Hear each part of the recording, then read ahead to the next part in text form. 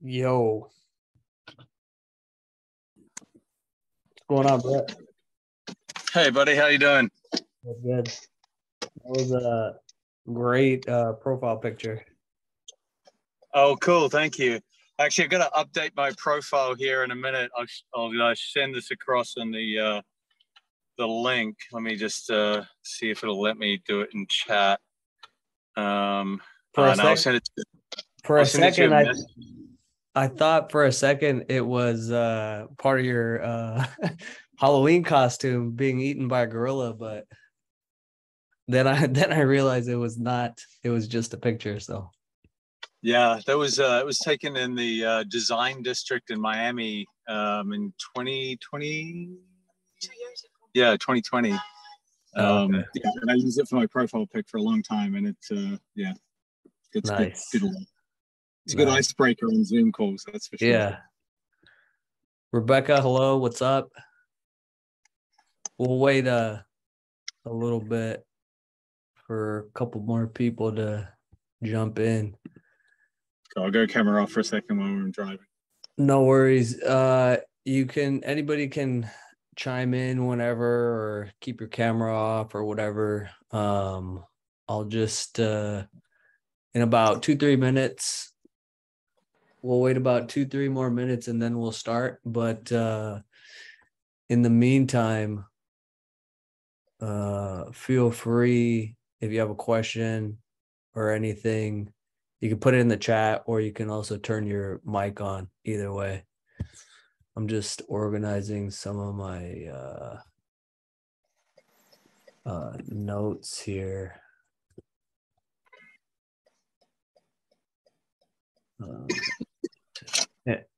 And part of the idea, so like I'm kind of always, every time I make something or I do something, it's always to benefit me as well. And so every time I'm like, okay, I want to get leaner, or I'm not where I would like to be, this is what I go back to.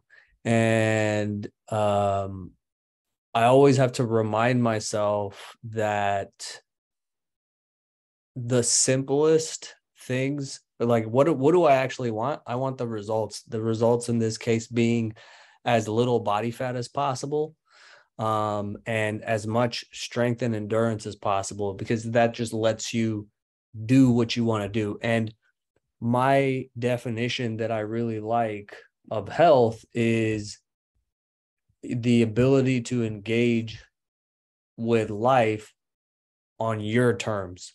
So and that part's very, very important, because for somebody it might be, oh, I want to be able to go play basketball several times a week and be very competitive, right? For somebody else, it might be, I want to be able to dance or do, different activities without any type of like, oh, I got to think about this, or can I do this? For somebody else, it might be, I want to be able to work, all day without getting tired. So what engaging with life means is something that you have to figure out. There's some things that I think are kind of universal, is like, if you can't move around and you're physically very weak and you have all these illnesses, you're not going to be able to engage with life in a very meaningful way. You still can. I just think it becomes more difficult to do so. And so, let me see. Let's see if we're recording. Cool. Okay. And that part is very important to think about also, because there's a lot of like, oh, I should do this. I should really do more of this, or, I should do that.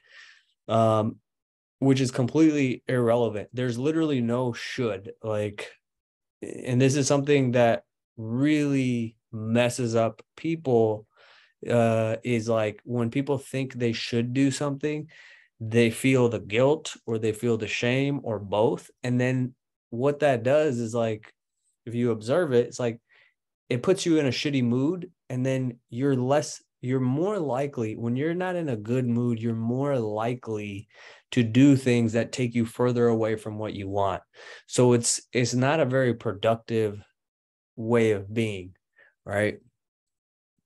Let's see here.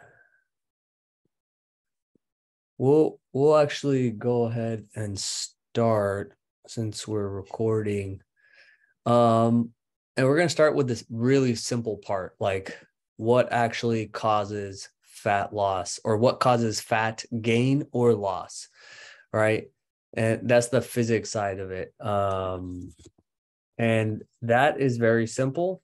It is how many calories you're consuming versus how many calories you're using. And that part, the way, if you're like, if you're not sure, oh, is that really the key, right? Because there's a lot of discussion, and you'll drive yourself crazy online if you're trying to like listen to every podcast and watch every YouTube video and look at every fitness influencer. Like, you'll go crazy. So here's one piece that's very important, and that will help. I don't want you to depend on me for answers or anybody for answers. I want you to be able to figure out the answers by observing reality. So, and which is far more useful than somebody giving you the answers, because then let's say that person isn't there.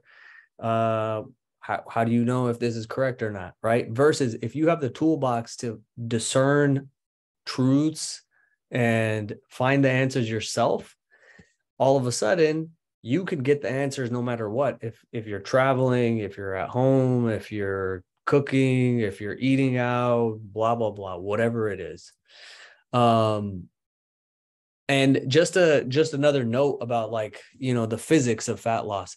One thing is about observing is, if you look at people and you look at people who are actually starving, you'll see that they don't gain weight. So if they get 0 calories, meaning they're starving, they wither away, because each day the body requires an X amount of calories to function. Tissues require X amount of calories to stay where they are. And if you don't get those calories, the body will begin to break those tissues down to get the calories from those tissues, right? And so, the chemistry of fat loss is very simple. The human fat molecule is 55 atoms of carbon, 104 atoms of hydrogen, and 6 atoms of oxygen. And so what happens when you lose, like, how does that exit your body? Well, it leaves your body through breathing primarily. So people, they don't know, like, how does this happen? Well, when you do stuff or things are happening, chemical reactions are happening, you are breathing out those atoms in the form of CO2, right? Carbon dioxide. So, but again, like, we don't need to get caught up in those weeds. We just need to know, like, if I see someone who's always stuffing their face with super high amounts of calories, as most of Americans are, I can see why people are gaining weight. Like, if you just looked at somebody's meals and, like, damn, like, that person just ate 2,000 calories for lunch. But, an average human, most humans don't need, plus or minus 2,000 calories. I can see why people are 20, 30, 50, 100 pounds overweight, right? And there's a great YouTube video, and I'll try to find it and put it in the chat box here. But this guy does a great job of visually showing how, when you breathe out, he weighs it in like a balloon.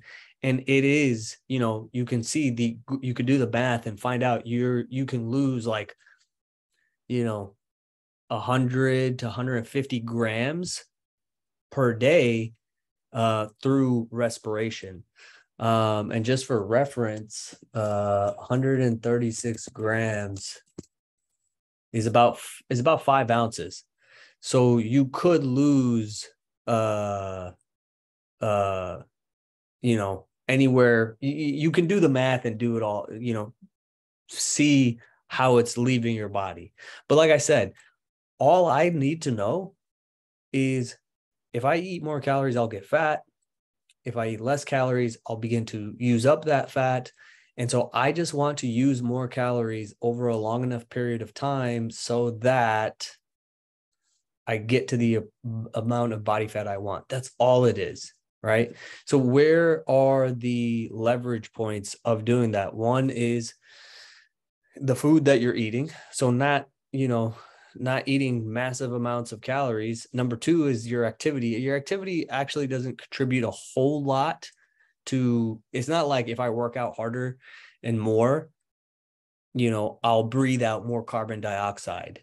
It's not going to make a significant impact in each day's, calories being used. Now, if you walk 10,000 steps a day, that's roughly 200 to 300 calories used. And you can eat 200 to 300 calories in the blink of an eye. So it's not a smart way to try to lose weight, especially if you're not tracking what's coming in, because you can rack up the calories super fast, right? All right, let's get into some of this stuff here, some of my notes. The first part of this is kind of like, I'm just giving you an overview of important things to think about, and they kind of inform your operating system. The second part I'll show you how I build out, what do you need to focus on for the next 6 months to lose as much body fat as you want. Let's see here. And like I said, if there's any question or comment that comes up, just let me know.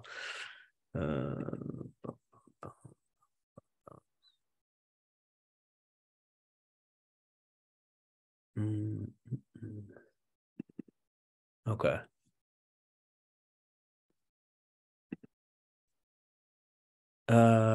Can you see this Google Doc?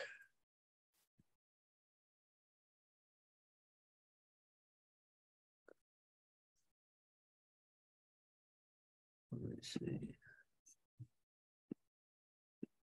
Should be able to see this Google Doc here. The first question, okay?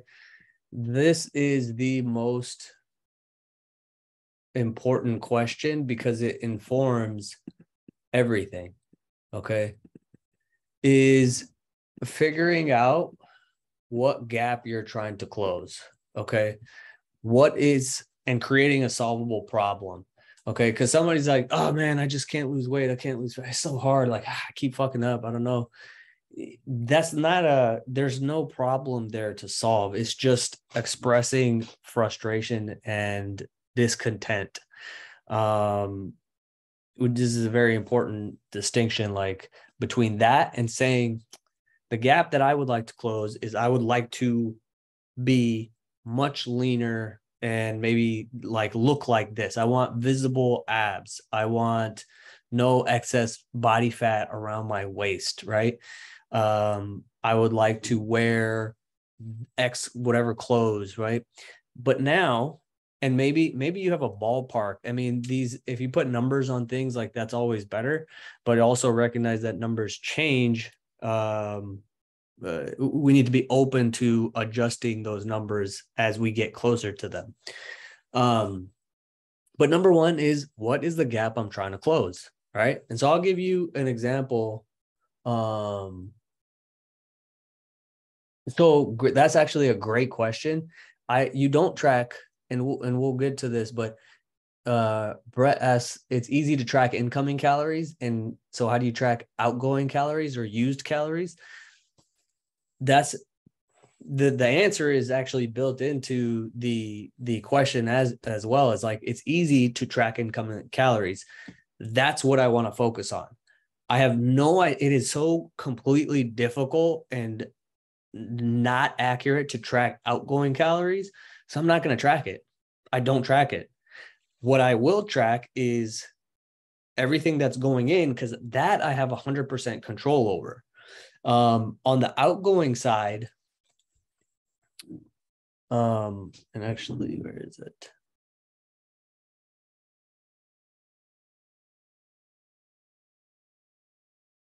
On the outcome side, all I'm going to do is track the weight and the what I see in the mirror.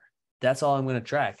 And even that, I'm not going to look at it like day to day or even week to week. I'm going to look at that over a long period of time, right? Because you can't, like, it's not enough data in a week to decide, oh, okay, this one doesn't work, I'm not going to do this. Which is also why, most people don't have the patience to be like, I'm going to do this for the next 3 months, and I'm not going to make an adjustment. I'm going to say, this is what I'm going to do on the incoming side, and I'm not going to change this for at least 2 weeks, so I can see, is it moving me in the direction I want, right? So short answer, you don't track used calories. Just don't do it. Ignore. And a good question to ask is like, why would I answer, or why would I track outgoing calories? Like, can I come up with an answer that would actually be useful? And that's another thing here is, the just reminding yourself of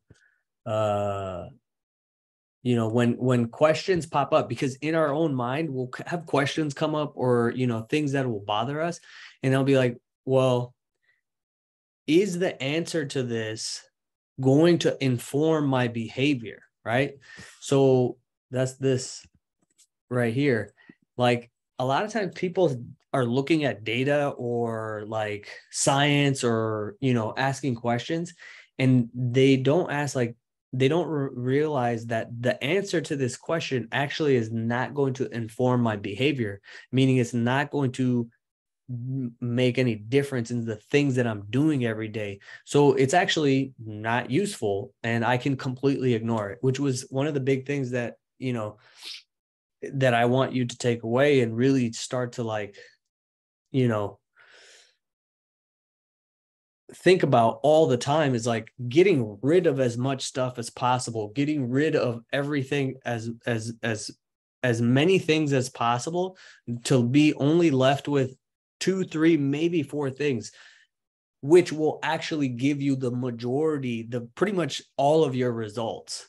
But we spend all our time on the other things, 100 other things that don't give us results. So great question. And this is also why down here, this is actually important, encouraging conversation with trusted advisors who have a big picture view. Because you can sit there, and this is why I always have trusted advisors in different areas, in any area that's important to me, is like, I can go in my head and start thinking about something, or I can go to a trusted advisor who has a big picture view, and he'll be like, oh yeah, that actually isn't relevant to getting this outcome or whatever. And we can have a conversation and a dialogue, right? And so this is also why, like, people sometimes go, oh, you don't have a website, you don't have anything. It's like, I don't want people to go to a website and come to conclusions on their own. I want them to talk with me and have a dialogue, because then they'll actually learn why this isn't important or this is important. Like, you learn more from that dialogue than, being in your own head. So great question. So number 1 is really knowing what it is that you want. And then the part 2 of that is, like, there doesn't need to be a huge why. And like, it's very popular to be like, oh, what's your why? And I'm like, well, if that was actually effective, everybody would be in shape, because a lot of people have some big whys. Like, people be like, my doctor told me I'm going to die. Or, my doctor told me I'm not going to be able to do anything physically if I don't change this. Yet 74% of people are still obese or overweight. And, the other 25% is not better off just because they're not overweight. Like they're still in not that great of shape or health. So don't think about a why, because that also prevents like thinking about, oh, I got to figure out a why. How about is preference based? I prefer to be lean all the time. I prefer to have a visible six pack all the time. That's it. Now what we're doing is we're taking out all the drama and the unnecessary stuff, right? And so, yeah, this is actually the next point. Is like, is this preference, make things preference based, not right or wrong or should, right? When you make things preference based, you take out a lot of the emotional charge in things, a lot of the shame and the guilt. And then guess what? When there's not, that stuff isn't present, it becomes easy to go track your calories. Very simple, right? Once we kind of know that and we kind of decide like, oh yeah, like I would really like to be much leaner or whatever. Then now we have a filter for everything. It's does this action get me closer to closing the gap or does it get me further away? So I'll give you an example. If I eat a whole pizza by myself and I don't try and like, is that going to get me closer? Well, I'm going to blow my daily calories, probably my weekly calories. So is that a good idea? Nah. And if there's no emotion in there, I'm less likely to do that. But just even having the question will make a huge difference, because then when you don't have questions like this to look at or think about, you're just in your head and you're like, oh, I just really want this pizza, blah, blah, blah. I had a long day, blah, blah, whatever it is. It's much more difficult when you don't have an operating system to think clearly. Okay. So that's a very important question, is like, does this close the gap or does this widen the gap? And then I can make a decision. Like I'll tell you, like a decision I made actually very recently was, I was like, does drinking close the gap for me? No. What benefit do I get from drinking? Well, if I honestly observe things, I'm like, there's more negatives to it on a day-to-day or a week-to-week or on long-term health than positives. So what is the actual purpose of me drinking? Well, to feel good. Okay. But most of the times it doesn't necessarily feel good. Plus it's widening the gap. So you know what? I was like, I don't want to do it. I will have a drink in a true celebration. If I was going to be like, oh, to celebrate whatever, I will have a drink if I'm actually celebrating something or appreciating something. But if not, that's widening the gap for me. So I'm not going to do it. Right. Or even the case of like, I'm going to, am I going to eat this whole pizza? No, because that's going to widen the gap. From there, some of the other like important pieces is like, people are always trying to do more and bigger and like, I'm going to try to be perfect. Well, a smarter strategy is just get rid of the bad days. Like I was just talking about, get rid of the days where you drank, a bottle of wine and ate a large pizza and you didn't track anything. Like just get rid of the negative days. And all of a sudden your overall average becomes so much better. Like in terms of financial, like if you just got rid of, you looked at your months and you got rid of your poorest performing days, your average performance goes up a lot. Right. And that's simply like not doing things that are blowing yourself up. And part of that is like, don't have all or nothing thinking.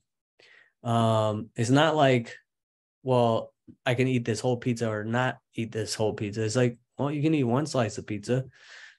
Doesn't matter.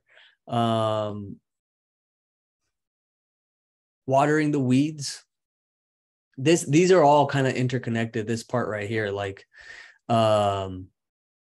doing things that get you further away from what matters to you, not mattress.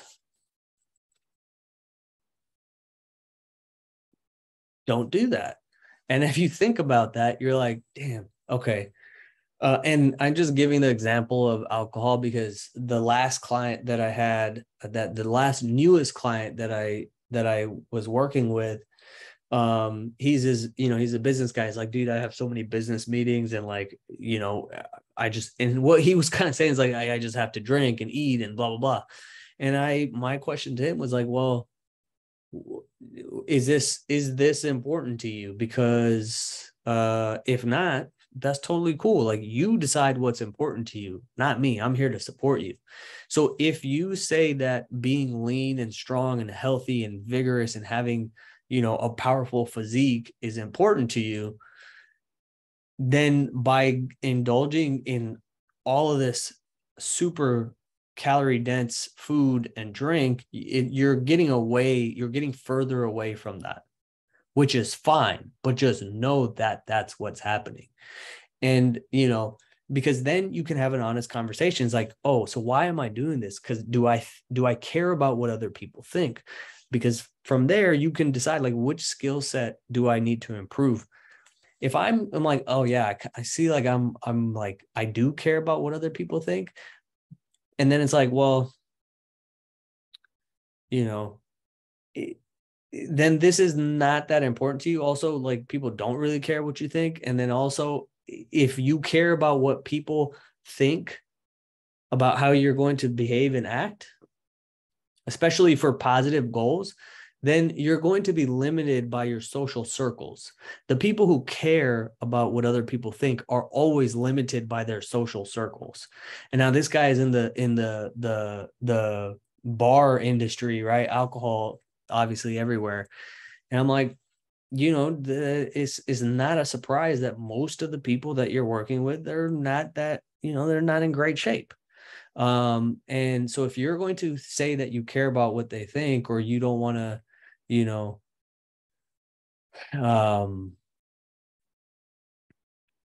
want to stand out in some way, well, you're going to be limited by that social circle. So from there, you can start to make some logical decisions from there. And sober decisions, pun intended. Like, when we don't ask these questions, we don't make sober decisions. We're drunk in emotion and drama, right?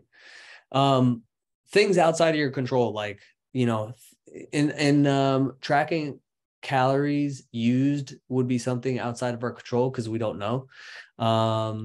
Other things are like, oh, well, things that you can't ever find out for sure. It is, genetics, outside of my control. And guess what? Genetics is irrelevant because physics is still the same. Like, I could say, oh, my genetics are terrible, but the physics of, the atoms that make up my body are still the same, right? And if keeping yourself in the game is just about not blowing yourself up, and that goes along with the last couple of points of like, don't do things that get you further away from what you want, because tendency for that, the tendency for people from that point is the shame and the guilt. And then, or trying to do too many things in too complicated of a manner, which then leads to see if somebody was popping in here, which then is not sustainable, and you work out super hard and then you blow yourself up, and now you're not working out for the next 6 months, right? So to kind of summarize that, like, staying in a good mood by like thinking about those questions leads to better decisions, leads to sober decisions, right? And part of this is recognizing, just observing, what stories am I saying? Like, because if I listen to people, like, and people are like, man, it's just so hard to lose weight. Like, I should, but I like bread. Like, I shouldn't eat bread, huh? The stories in your head are very clear to me. And that's what is, the determining factor of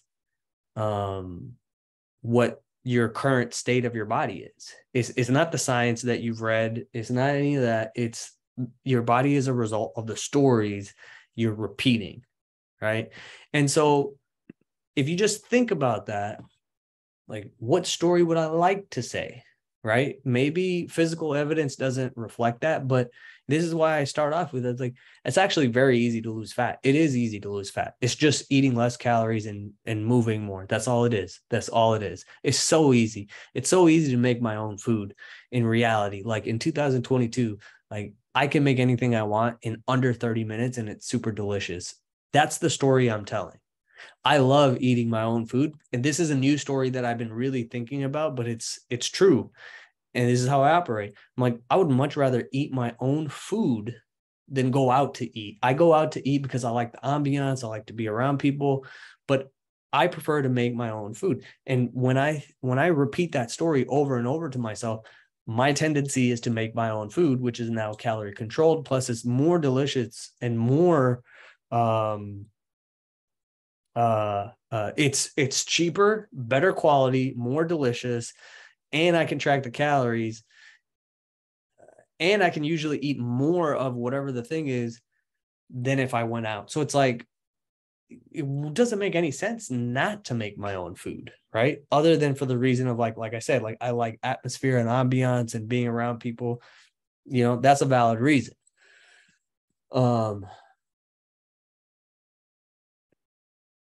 Meal prepping chicken and what's swai while listening.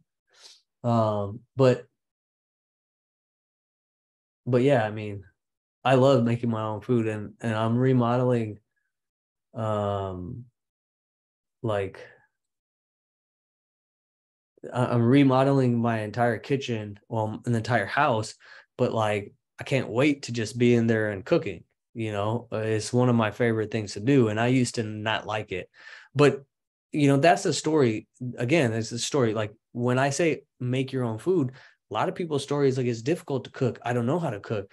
Stories versus let me figure out how to cook. Let me go on YouTube and watch a few videos because I know YouTube can teach me anything in a very easy, super fast, super simple way. And that's literally, I mean, that's how I've learned a lot of things. Like, and I made a steak last night. It was like, this is a better steak than any place I've went to, like, and bought a steak at a restaurant.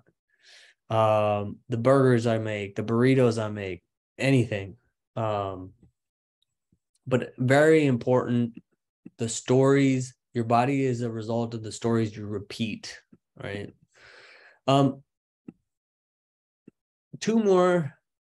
Three more points here before we get into actually like building out a plan.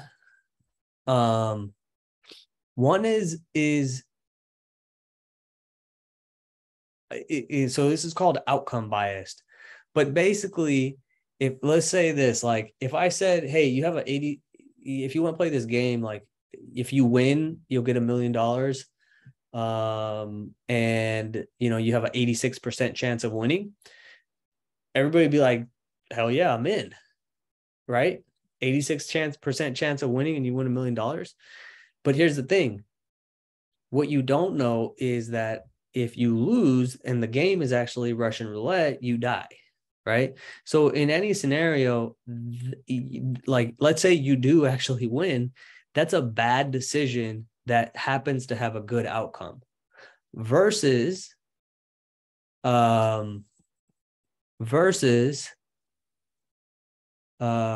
good decision. What's up, Justin? What's going on is everything's recorded, so feel free if you have questions, you can always unmute or put it in the chat. But the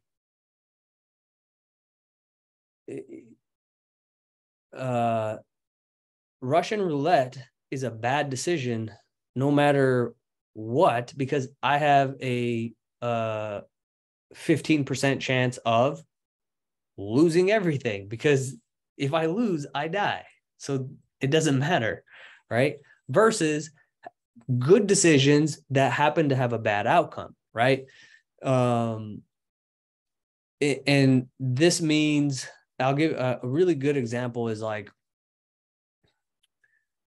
in sports, in let's say in basketball, like a lot of times people take off balance shots where it's very difficult being defended, and like it's just a terrible shot. Even people who don't know the sport be like, that wasn't a good shot. But if it goes in, they take a bad shot and goes in, the incentive is to be like, oh yeah, like that was a great shot. No, it wasn't. That was a bad shot. And so we don't want to incentivize bad decisions that happen to have good outcomes. We want to continue to reinforce making good decisions no matter what, because what's going to happen is your probability of success is going to continue to go up. So in basketball, if I use a screen well, get to an open shot, a spot, and take a wide open shot, and it doesn't go in, that's fine, because I used the screen, I got myself open, and it was a good open shot. I want to shoot that shot every time, because more often than not, it'll go in, right? And so, when we think about that, like, people be like, and the reason I bring this up is because people will do very complicated things. People will do, let's see here. People will do things like the snake diet. And, you might have a guy who lost 100 pounds and he got super jacked. Well, what you don't know is most people didn't get anywhere near that, and it's not very sustainable. And that guy afterwards, he couldn't keep up what he was doing. So then he quit, and now he's 30 pounds, 40 pounds overweight again, and continuing to head in that direction, right? Versus good decision, right? Just because, so if I track what I'm eating and I do it calmly, eating things I enjoy, maybe there's a person who is like, oh, I tracked calories, it sucked. Okay. But it's a good decision to know how much food you're eating. So you're increasing your knowledge and understanding of, 1 tablespoon of butter has almost 150 calories. A piece of bread is around 120 calories. Like, that's increasing my probability of winning because I'm gaining knowledge. Those are good decisions. And so that's what we want. We don't want to work out. Like, somebody could be like, oh yeah, I'm working out, 2 times a day and fucking blah, blah, blah. Most people who are doing that end up blowing themselves up. It's not sustainable. Right. And so the last little piece of this mental side is, celebrating. Celebrate. The incentive is to celebrate when people fall in the hole and come back out, versus celebrating. When was the last time you celebrated someone who never got into debt in the first place? When was the last time somebody was celebrated for never gaining 100 pounds in the first place? Right. And so taking that concept and idea and applying it to yourself and be like, well, what if I, and again, like I said, all this stuff ties back into itself. Like, what if you never ate a large pizza that then led to you gaining 30 pounds because you felt crappy about yourself, and then you worked it all off, right? What if each day you did things correctly, and, bad things didn't happen? That can be celebrated. And that's the incentive we want to create, right? Because the other way is just, yeah, you can do it. I mean, we've all done it. Everyone has been there, financially, physically, relationship, blah, blah, blah. We've blown ourselves up and then we've recovered and like, but I'm starting to, really encourage people like, hey, don't blow yourself. Don't let bad things happen in the first place. And usually it's just simple stuff. You got bills on your desk, pay them right now. You don't have money to buy this thing, don't buy it right now. Celebrate when bad things don't happen, right? This is an incentive problem with society and culture, where, that part is just not talked about, right? What about the person like who's always very nice and respectful? Like, that's not celebrated the same way as like, oh, this guy did all these things and then he recovered, whatever, right? And lastly, on this end, no plan is perfect. A perfect plan is one that is constantly adjusting to real world, and not like I'm going to map out the next 6 months and it's going to go all perfect, because you're going to take your perfect plan out into the world. And then tomorrow you're going to drop your burrito in the dirt and you're going to be like, oh man, now what am I going to do? Well, I'm going to go get a protein shake and drink that protein shake because I know how to adjust. Okay. All right. On the mental side, I know that was a bunch of things, but they're all kind of like, they're all very related. Any questions on any of those things or ideas or concepts? Because now I'm going to get into the actual, the physics of this. And this is very short and sweet.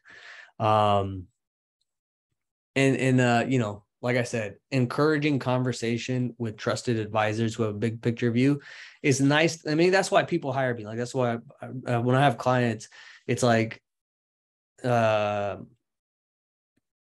it's not because I'm telling, I mean, sometimes there's, things that they don't know or they have imperfect information, but more importantly, it's for people to have someone they trust to see their blind spots, right? And work things through with, right? And that's why I still hire a coach, because I want someone to, see my blind spots. I have conversations so I'm continuing to go deeper in my understanding, right? Doing more of what works and more of the same, like a lot of times people are like, oh, well, I'm going to try this. Well, and this is exactly what I'm doing. It's like, I know when I make my burritos or my steak and I eat the same thing every day, which is delicious to me, by the way, because it's not like I'm forcing myself to eat things I don't like. I'm eating things that I like in a calorie, the right amount of calories, and it's worked. So why am I going to go do something new if I already have something that works and is enjoyable and is easy and it gives me the results I want? So do more of the same, not new stuff, right? Observing people in real world and observing data over a long period of time. Like, that's what the thing of, like, look around, like people who are always eating, they tend to be overweight. People who don't have any food, they tend to not be, they tend to be scrawny and skinny, right?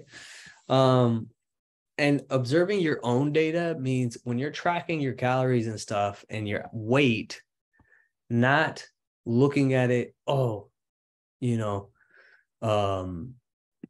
weight went up, I'm going to decrease calories. Like, stick with the same amount of calories diligently for several weeks before you make a change, and be honest in your tracking of those calories. I know I've been guilty in the past of like, well, I'm eating 1,800 calories, but I had a little bit of this, a little bit of that. I'm not going to track that. That was like, whatever. That was a little bite. That's not honest with myself, because those things also have calories, right? So if there's no questions, let's build. And I'm going to build this. I'm going to show you how I do this literally for myself. And by the way, if any of this stuff, if you want it, just send me an email after and I will send you the template. What's up, Ranbir? Yeah. What's up, man? What's going on, Justin? Nothing much, man. I was gonna say I'm pretty guilty of myself, having a little snacks here, a little snack, especially with the sauces. You know how I feel about my barbecue sauce. I know you love the barbecue sauce. I've gotten way better with it though, man. Yeah, I mean, but and then when you actually think about it, it's a simple step of like something for like the sauce is like, maybe I pre-measure out like a good amount of sauce that I want. And so even if it's like fucking 300 calories of sauce, it doesn't matter because I poured it out beforehand and I know like that's how much it is, But yeah, those little bites and things, they add up when you're not aware of them. So yeah, that's it. And that's the same thing. Like earlier before you got on here, I was like, Brett asked a really good question of like, how do you track calories that you're burning or using? And the answer was like, you don't, because it's not, people get into this thing of like, well, how can I burn more calories versus controlling the calories coming in? So like, 10,000 steps, that's only 200 to 300 calories. And I'm trying to think of like 1 tablespoon of butter. If you don't measure it, I mean, that's a tablespoon of butter is 150 calories. So like 1.5 tablespoons of butter that were not measured, and you walked 10,000 steps that day and you're like, man, I'm killing it, but you're not tracking that butter. It's like, well, there's your calories right there that you burned, right? But then you didn't track it on this end, so it's a wash. Happens a lot where people think they're hitting their calories, but they're leaving out these little pieces that they consider little, but they're very high and dense in calories. So no matter how much you're working out, it's like you're just spinning your wheels. But so this little sheet right here is something I use to kind of plan out like a day's worth of eating, right? So I'll just, and this is kind of like a little bonus. This is a tool that I use. Let's say my targets are, because these would be roughly my targets.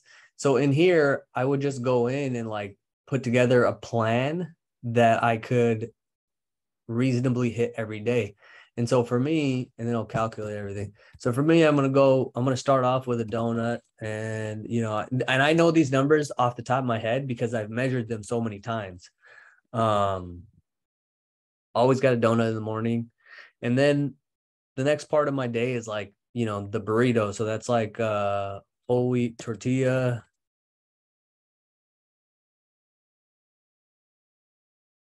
And one of those is like 1 fat, 16 and like 4, I believe, maybe 2. Yeah. And then I've been doing a lot of ground beef, and I usually have like 1 serving, so like 4 ounces in there. 4 ounces is 4.5 fat, 0, 25. And by the way, the only reason I know these numbers off the top of my head is because I've tracked them for so many years, right? And so it's easy. And going back to that part of the earlier part of those notes is like, what my body is a result of the stories I've told myself. And the story that I tell is it's easy to track. It's actually enjoyable to track because I like to see these things, and it's like, it makes me, I'm systematically engineer however lean I want to be, eating whatever I want, right? And I've been putting potatoes in there, so that's 0. And I put about 1 ounce of potatoes, which I believe is about 5 carbs. Or no, it's 11. Hey, Ranbir, I got a question. Yeah. So let's say, hypothetically speaking, all right, say, you're looking at your macros, and let's say you're eating 55 grams of fat, let's say, a day, but your calorie count is, I don't know, let's say like 2,200, but you didn't meet your macros of 50 grams of fat. You ate 40, and you still have calories left over, but you end up going over on your carbs. Is that still staying within your calorie count? Does that make sense? Yeah. So you're saying, like, let's say you don't hit your fat target, but you Right. go over on like your carbs, so your calories are still the same. Yeah. So it's like, if I don't hit my fat target and I have calories left because I didn't hit my fat content, and I want to eat more carbs. Yeah. Yeah. So you can do that, like, because if you remember, and actually maybe this will be good to see here.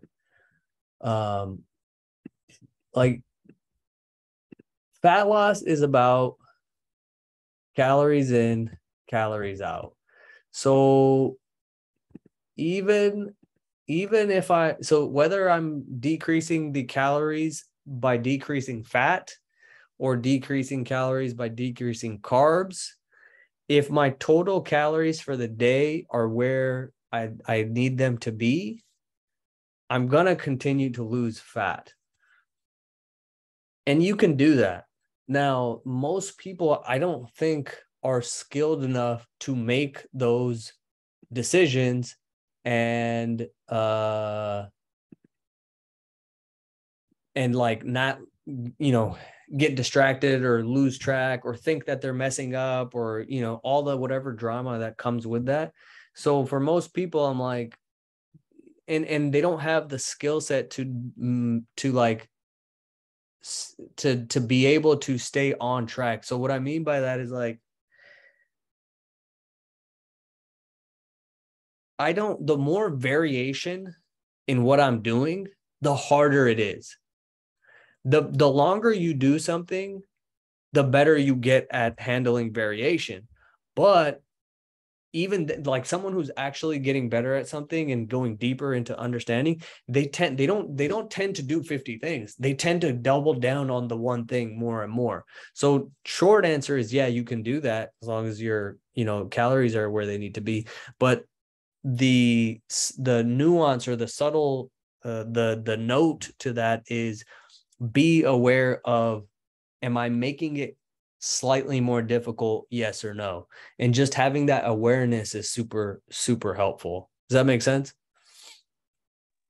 Yeah, that makes sense. And the reason I just asked is it's a common trend that I've been noticing. Like my fats have been really low. Like I haven't been going over on my fats, but my carbs, I tend to go over on my carbs. Well, what I would do is like, if that's happening frequently, I would just go change your targets, like drop your fats, increase your carbs, because so now you've adjusted to real world data. You've adjusted to be like, oh, like I like to have more carbs and I don't really, I'm not really hitting my fat. So adjust your targets. Now you're hitting your targets. So now you can get an accurate, idea versus doing all this math every day and trying to like make it fit. You're adding more work to yourself, right? So just adjust the targets.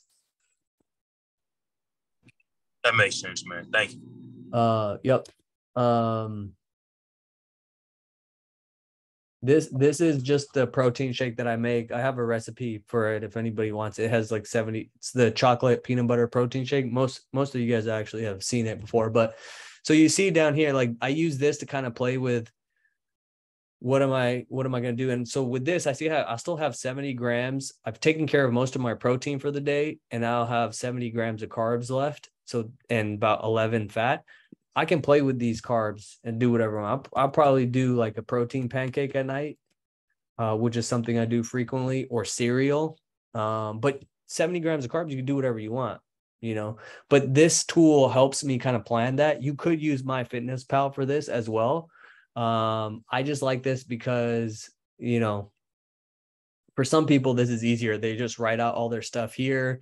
They'll even link like the foods that they want here. And then like, so I built this for somebody and linked out all the food items. So when they want to swap, they had like 2 or 3 versions of this.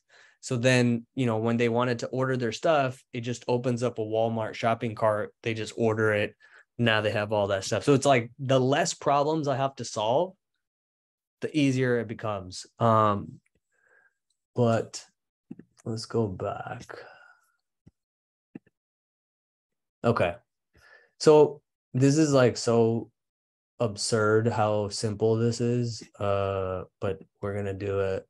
Here we go.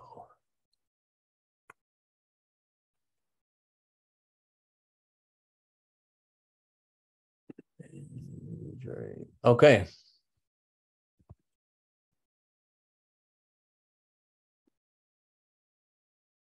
Okay. So first I decide, okay, what is my objective? And I've gotten super lean enough times to where I know, like if I get down to 145, like I'm like super shredded. And that's my target. So we'll set it at 145. And like I said, you adjust these numbers as you get closer to them, which is where having a trusted advisor is so important, because they have a bigger picture. They can see things you haven't seen. They can see your blind spots, which is why I still, my guy, the person I trust with all my, work here is a former Marine, guy's super intelligent. Like he's done a lot of work in fitness development, child development, and I just trust him. And he's way older than me, so I know he's seen, way more things, way more evidence and data. So anyways, I know my target's about 150. Current is 158. So I got about I'll say 13, 15 pounds. We'll just keep it 15 pounds to lose.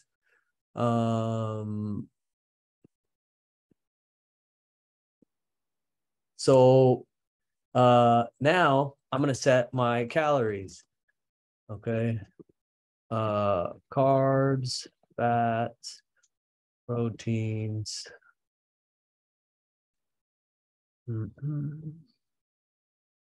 And this is something we didn't cover, but I always kind of assume that people know this because this is, you can just Google it, but like 1 carb is 4 grams or 4 calories. 1 gram of carbs is always 4 calories. 1 gram of fat is always 9 calories. 1 gram of protein is always 4. If you don't know that, just Google it. Or I can send you this. I think it has it in here somewhere. Anyways, staying on topic here. So I'm going to set my carbs to 200, my fats to 50, and my protein to 180. And just to see what the calories come out to on that, I'm going to use this here. So 50, 200, 170. I think that's what I put. 50, 200, 180. Oh, okay, 170. And that is 1,930 calories. And you can see it's 9 calories per fat, 4 calories per carb and protein, right? So my calories are 1,930. Okay, now what is going to be my plan that I can stick with? What do I like to eat? Okay, so for me, and this is what I'm doing now, is super lean ground beef. I'm not really feeling chicken at the moment, although traditionally all my burritos have been chicken based. And I don't know, maybe I'll go back to that because actually, now that I think about it, like the enchiladas that I used to get lean last time were so good. So I might switch to enchiladas, but mainly we got ground beef, burritos, maybe enchiladas. The other reason I don't enchiladas is not in there because it takes a little bit longer to prep, and I like all my prep to be 30 minutes, like start to finish clean, or to prep to clean, like under 30 minutes. And I think I'm in the season of beef burritos, and then maybe probably just steak, grilled steak and potatoes, and maybe I'll throw in grilled chicken and potatoes because that's also good and fast. I gotta have my donut in the morning, and then last time I was doing protein pancakes every night, which if you've seen the pictures I put of those, amazing and tastes way better than it even looks, and it looks pretty fucking good. So this is gonna be what I'm gonna build my plan out of. And then it'll be, so if I wanted to, like in this case, I just know because I've done this so many times, I know it's gonna look like this. It's gonna be 1 donut, 3 burritos, and protein pancake. Okay. I think it's like 7, I think it's like 40, it's like 20. So I hit them, right? I hit the targets, and I still have 30 grams of carbs that I'll just leave alone. If I wanted to, what I would probably do is I'll eat like 30 grams of gummy worms during my workout. Or I'll leave them to like whatever. I don't know. Like it's a little bit of wiggle room, and that's fine. That's good. So this is basically the meal plan that would go here. And then as far as training goes, let's see.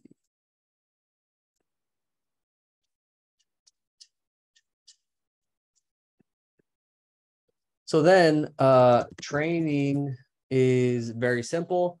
For me at the moment, it's 10,000 steps, daily squat, and a superset of ATG. And this workout right here. So this workout, right?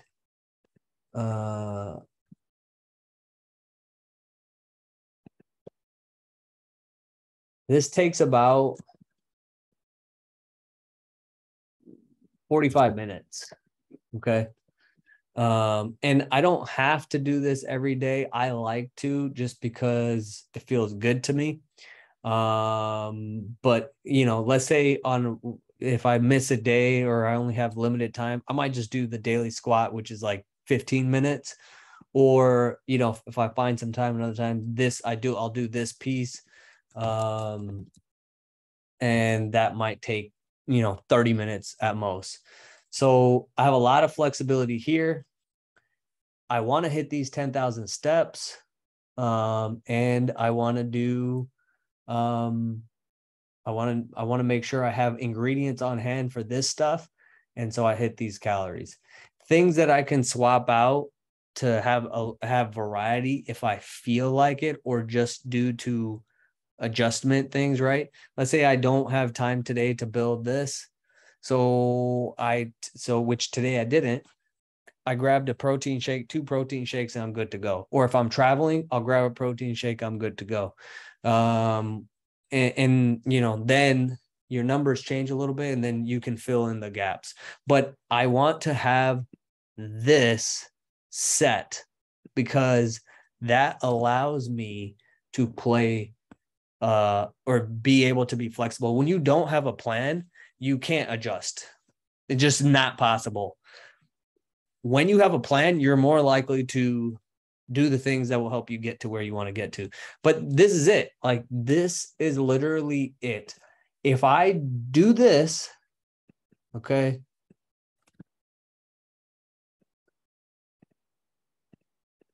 and I do this,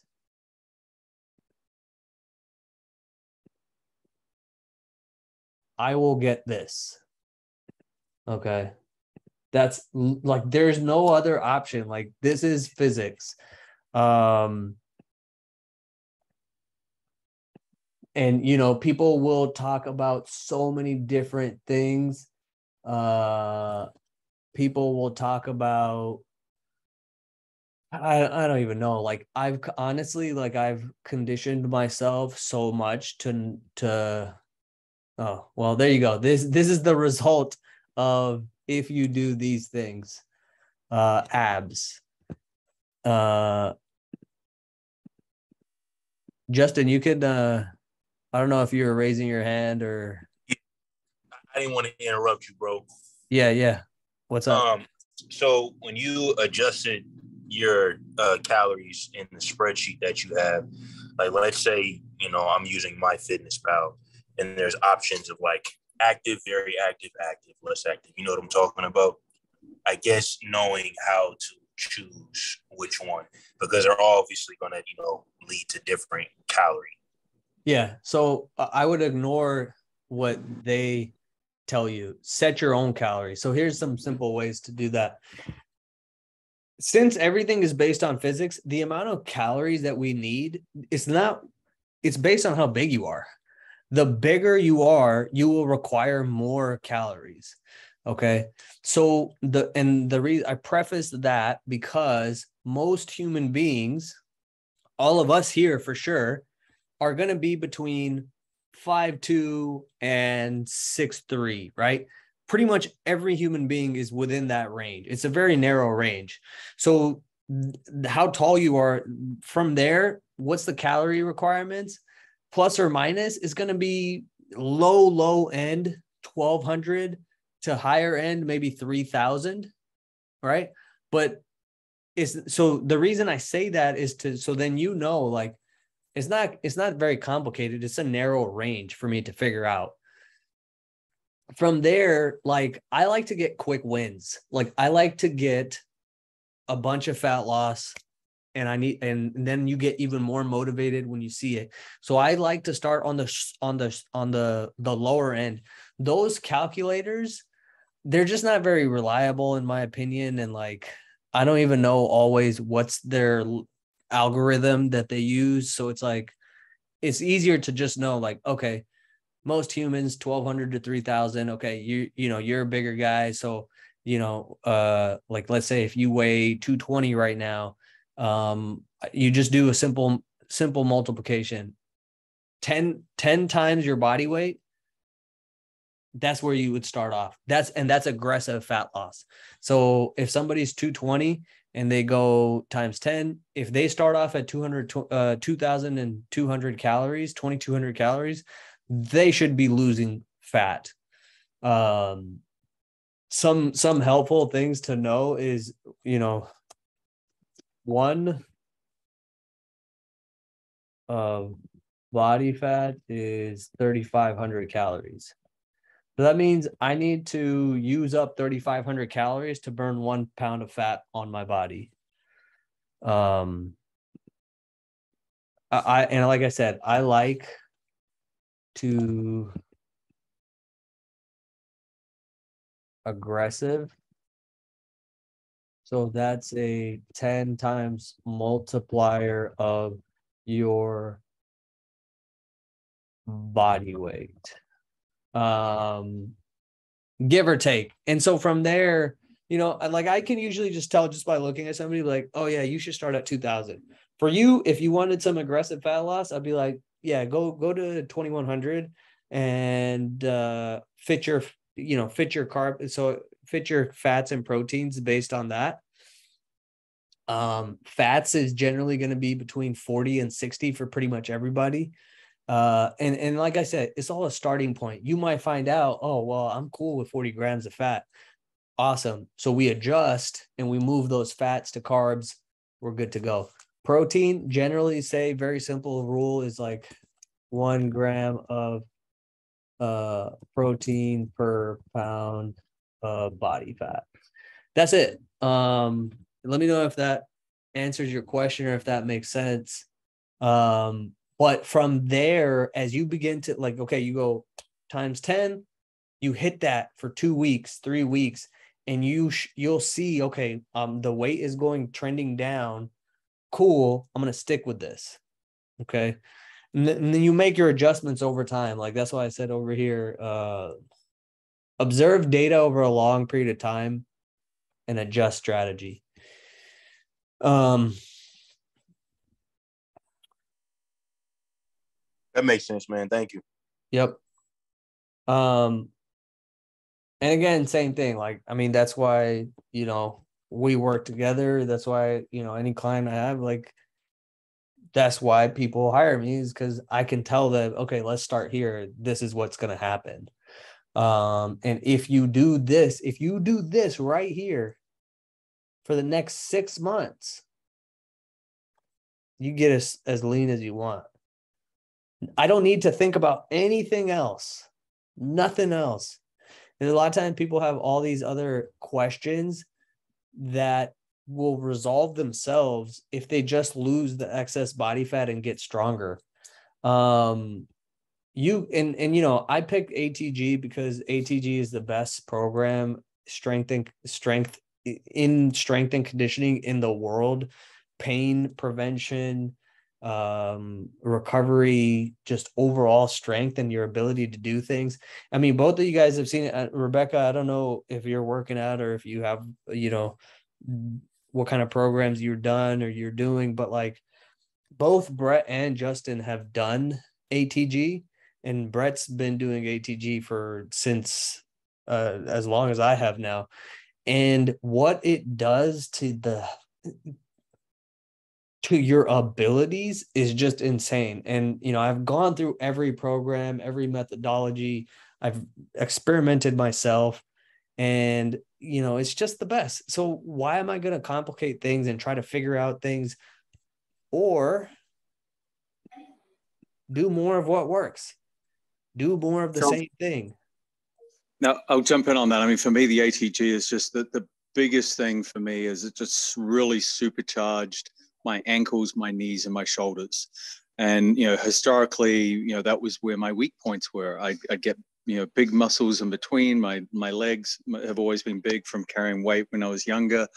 But I would never focus on those small interconnected muscles. And the ATG workout has just absolutely supercharged those areas and allowed, my capability, my mobility, my speed, my endurance, my strength, all those things to just multiply.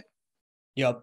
100%. I mean, yeah, it takes off the limiters. It takes the brakes off. Like pretty much everybody is capable physically of a lot, but the pain in those areas limits how much they can express that ability. This method of training, it strengthens and fortifies the weakest links, so then you can express all of the strength and ability that pretty much everybody already has.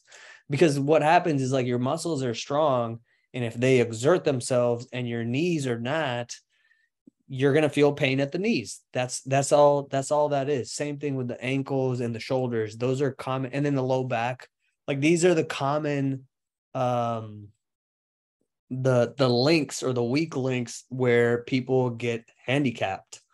So, yeah, man, I wanted to add to what Brett was saying, that I've been doing ATG. I mean, ever since you introduced it to me, and I pay for the program monthly, and my back pain has literally almost subsided. My shoulders have gotten strong. I've been able to, like, throw around weight again, and my shoulders can support it. So, and I mean, from what we talked in the past, like, my back was always giving me problems, but my hip flexors have gotten stronger from the reverse squats. So I'm super thankful for the program, man. Dude, yeah, I'm gonna cut this clip and send it to Ben, because Ben loves to hear all that. But yeah, and so that answers the training side of it. But if somebody was literally anything anybody wanted to do, as long as it wasn't stupid in terms of, like, I mean stupid in the sense of, like, I'm doing things that have high risk and low reward, then I'd be like, you could probably do something else. But pretty much anything other than that, as long as you're reasonable, it doesn't even matter what you're training. Like, you could train however you want.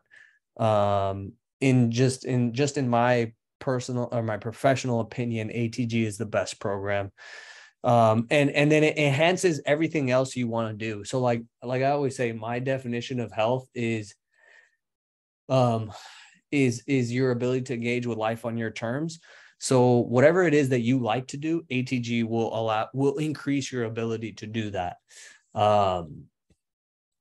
So that right there is it. I would say, spend a little bit of time perfecting cooking, which is not difficult, learning how to use salt and pepper, garlic, time and temperature for cooking meat, air fryer is a cheat code, and that's it. Like, that's all you need to, and then you got to play around and figure out a few recipes you like, and then repeat. People will be like, oh, well, I can't do that. Okay, that's fine. That's the story that you choose to tell, and your body, I can see, reflects that. There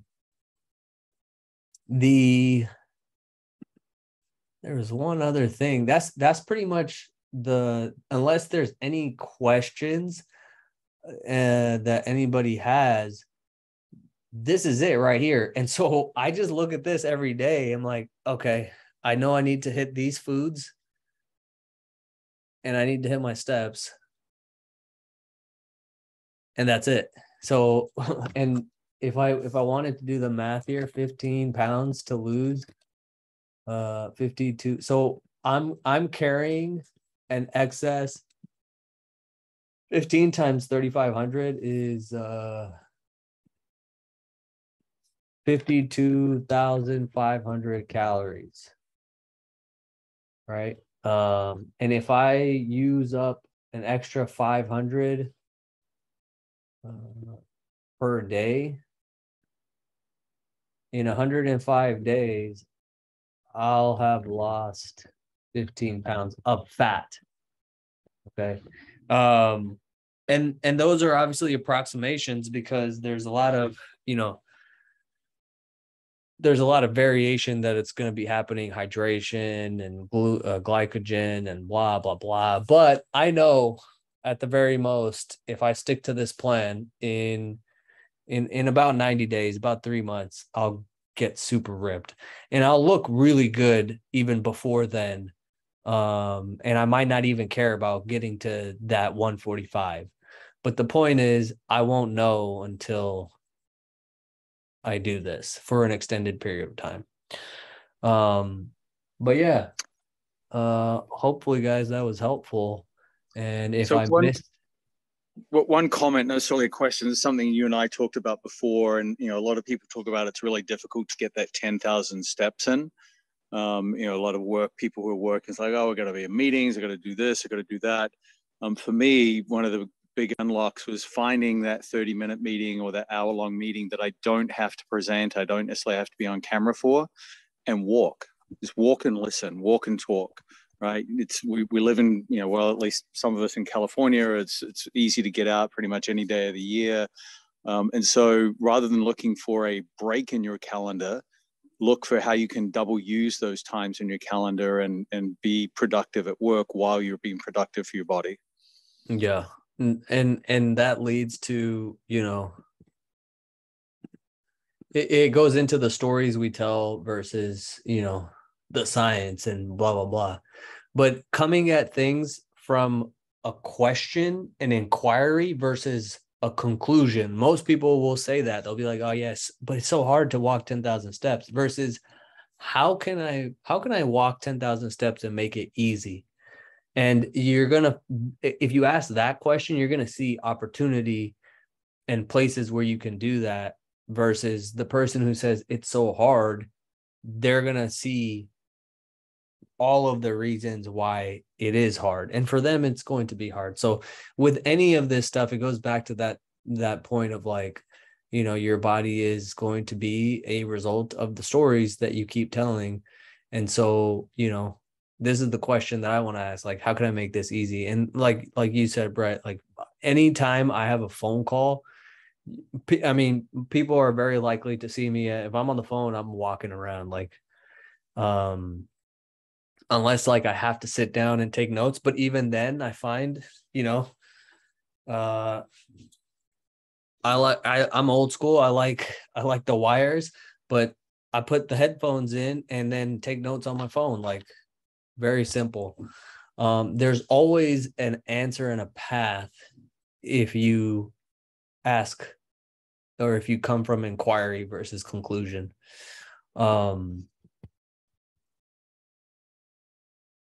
Yep. That will be it from my end, unless there's any other question. But I will finish with this. Like, if you guys can share. So one thing that really helps to make things, cement things for ourselves, is condensing and clarifying, things that we're learning or experiencing into short thoughts. So one of the things that I've learned from one of my mentors is called the 6-word update. So for example, like what 6-word phrase would encapsulate what I learned from this conversation or this presentation. And if you guys could share that on social media or on Instagram or whatever, I would be very grateful. From many perspectives, obviously it helps me. Obviously it helps us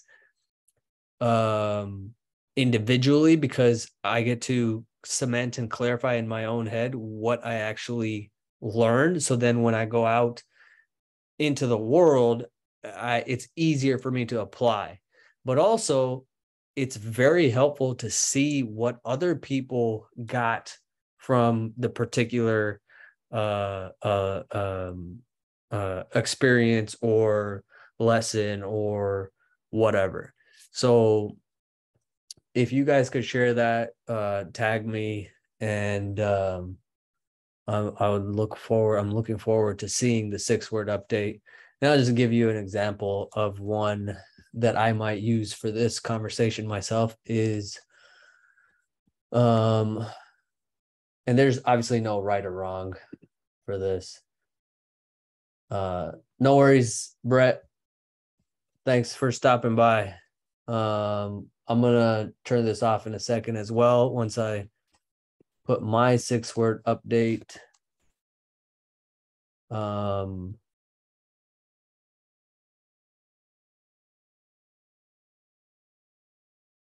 Keep it simple. Calories, steps, lift.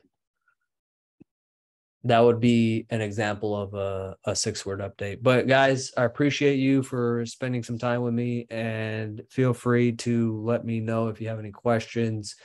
And I think, we'll do, if this is helpful, we'll do more of this, maybe on a weekly basis.